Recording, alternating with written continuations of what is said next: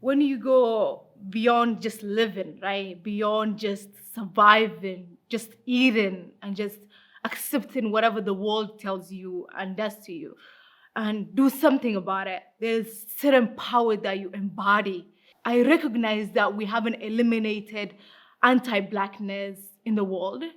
I recognize that we haven't eliminated imperialism and colonialism and dictatorship in the African continent, but I know that we're working towards it.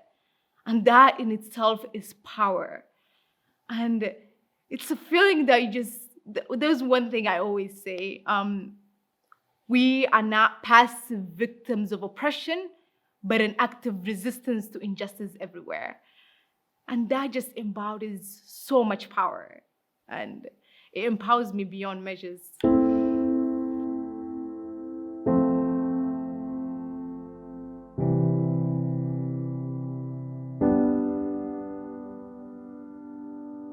I'm from a country in the Horn of Africa known as Somalia, a country ravaged with war for decades.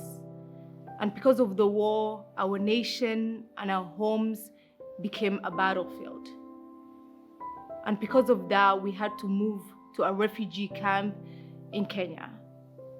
And I grew up in the refugee camp for a decade. Coming from the war nation, from a war-torn nation, and growing up in a refugee camp, I saw the worst that human beings are capable of. Humanitarian crisis was our daily life. Therefore, my activism has always been embedded in me, because injustice has been a thing that was a common, a daily life, being abandoned by the world, being those forgotten, being those blamed for wars and suffering for wars that they have not caused.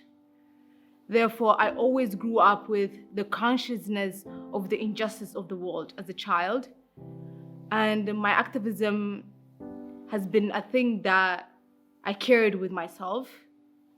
Coming to the US, I thought in the refugee camp, one thing we're taught is the US is a nation of peace, of freedom, and of human rights. But coming to the US, as a Black, African, Muslim refugee woman, and identities that are a target in the United States, I have realized those were not a fact. Therefore, coming to the US, I had to continue my activism. Because this is personal. It's my identities, it's my livelihood that are being attacked. Therefore, this is a personal endeavor that I have to take every day.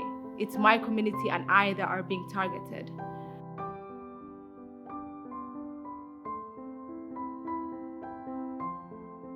My family brings me joy, especially my mom. My mom is such a beautiful soul.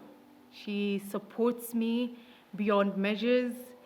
I always say we're very similar, me and my mom.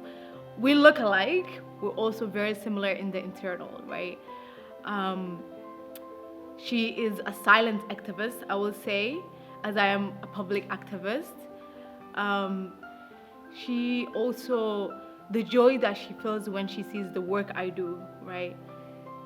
That brings me joy. Seeing when I show her pictures of me being like speaking in somewhere, and when I tell her about what I did, what I advocated for, there's a smile that comes into her face, and that just brings me so much joy, because I know that she is so proud of me and what I do, and she knows that I embody the power that she always sought, right?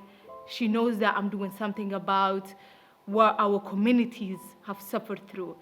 And that just, her joy is my joy, right? One thing she always does is like, she will see something online, some injustice going online, and she'll comment and she'll be like, what's happening in there? What are you guys doing? I'm like, there's so much injustice. There's so much, things that are happening in this world. Like, I'm not able to be involved with a lot of things, but just like her, like caring about everything, like, like not wanting to see any injustice, that is just so joyful for me.